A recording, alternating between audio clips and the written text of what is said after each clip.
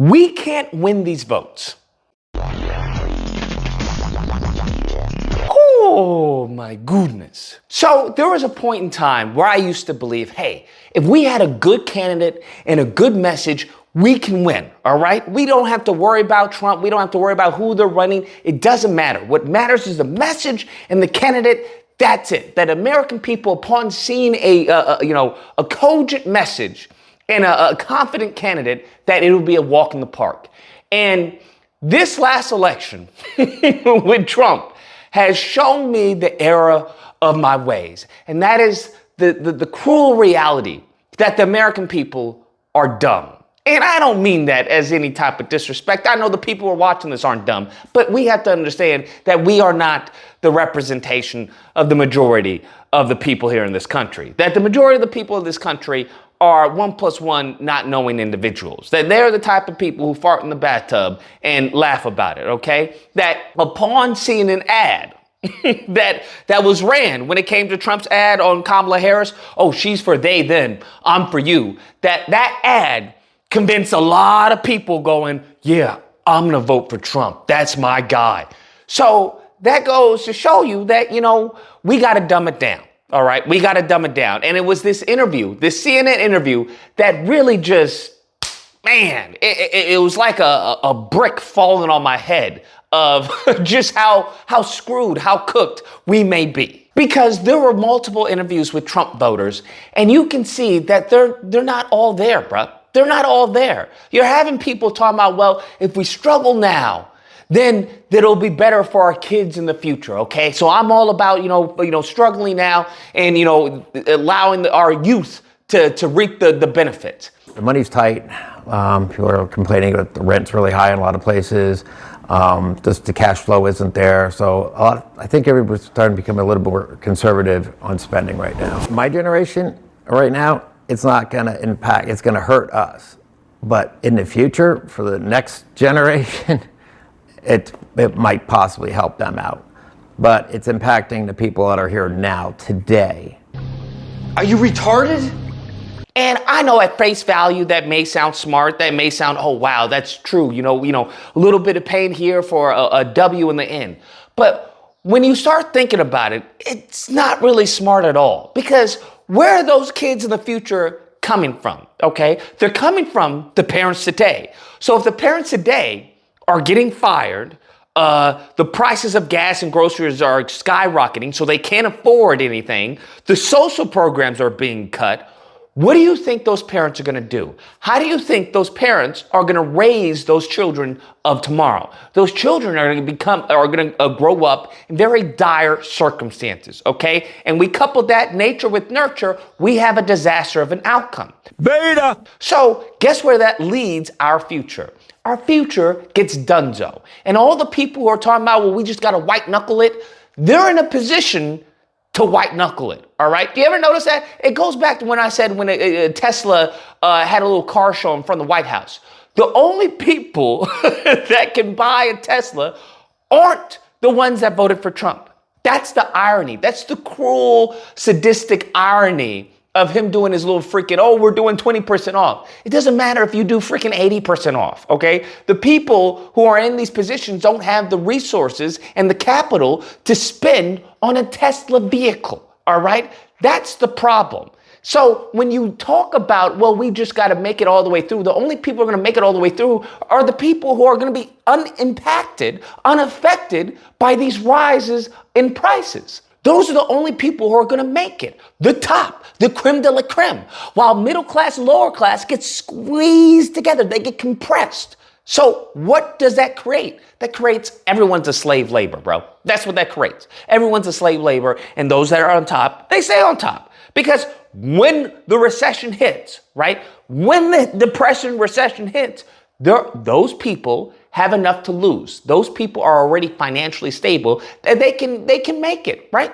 This won't impact them. But for the rest of us, we're going to be screwed. We're going to feel the impact of that. So when they talk about, well, we just got to, make it through, you're not going to make it through, bro. You're not going to make it through. You're already suffering right now. So this concept of, oh, what about the youth? The youth are going to be screwed. That's what's going to happen. That's what's happening right now. You're screwing the youth. That's what you're doing by screwing us right now, today. He's out of line, but he's right. Then you had this other interview. And this guy, man, I don't know what to tell you. What do you say to a person that after they vote for a candidate, the candidate betrays them, but yet the person still remains loyal? Beta! How do you create an ad for that, right? How do you convince that person, hey, you're being bamboozled? And I forgot the saying, but I think the gist is like, it's easier to agree with someone than to try and convince them that they're being lied to, right? I could be butchering it. I probably am. But when you have someone like this who is so dense, who's so thick-headed, right?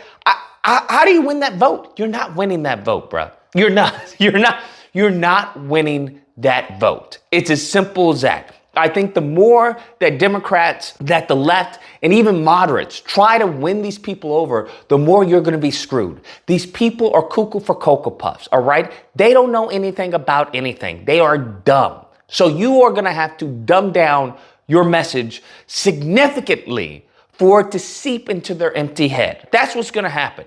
You have this guy who says he's probably going to lose his job. He's probably going to lose his job, bruh. But yet he's like, he doesn't regret voting for Trump. Bab doesn't regret his vote for Trump, but he thinks it could cost him his job. Definitely with the tariffs, I believe they played a part.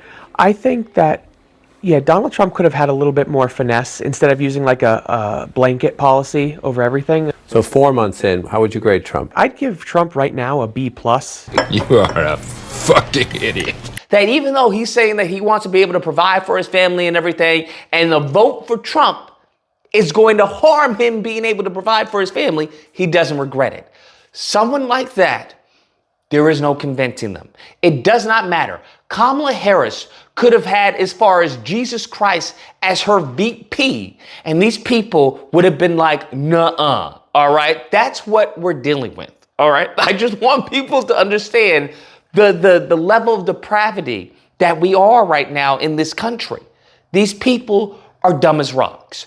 There is no winning their vote unless you want to put out a dumb as rocks campaign, which I would argue would also turn off your loyal fan base. All right. It just is what it is. These people, let them just die off. That's the only thing we can hope for, is that they die off, that the stupids, that they don't reproduce. Okay. That the stupids and the ignorants, their population starts to dwindle as time goes on. That's the only thing we can do.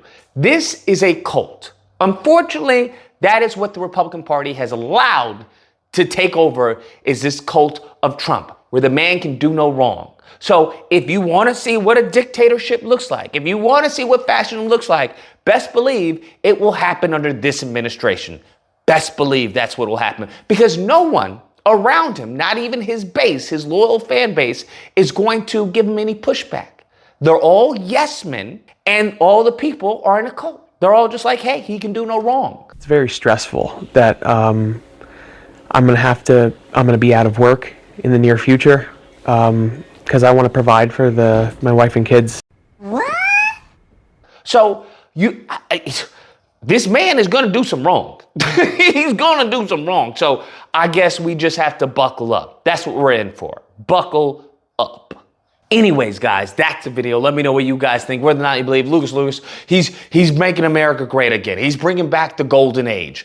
Or if you don't believe, does that include you not having a job?